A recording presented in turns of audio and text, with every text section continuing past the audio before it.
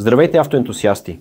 Днес ще разгледаме Honda Civic 7 поколение и по-точно модела с 1,7 литров дизелов двигател и 4 вратата версия.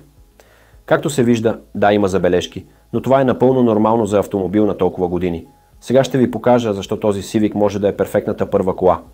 Тази генерация се произвежда от 2000 до 2005 година, като през 2004 има фейслифт. При него, освен козметични промени, дизеловият вариант получава нова турбина за още по-голяма надежност. Моделът пред нас е точно такъв. Фейслифт от 2004. Дизеловият двигател е икономичен, здрав и евтин за обслужване. Има 100 конски сили и 220 Нм въртящ момент. Разходът в града е между 5,5 и 6 на 100, а извън около 4 литра на 100 км. Този двигател е разработка на Isuzu и е използван и в Opel от същия период, така че части се намират лесно. Има и бензинови версии 1,4, 1,6 и 2, като всички са разработка на Honda и се газифицират лесно. Интериорът отпред е широк и удобен.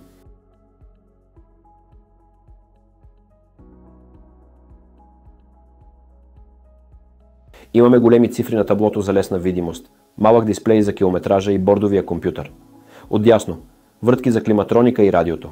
Скоростният лост е с жило, поставен високо и удобно за бърза смяна на предавките. В централната конзола има място за телефон, поставка за чаши за задните пътници и скрито отделение за още вещи, плюс още 2 стойки за чаши.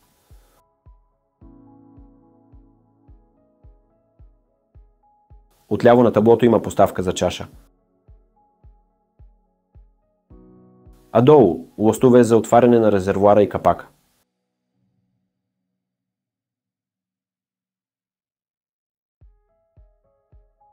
Жабката е със стандартен размер.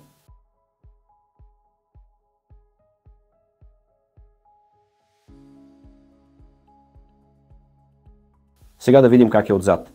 Има много пространство.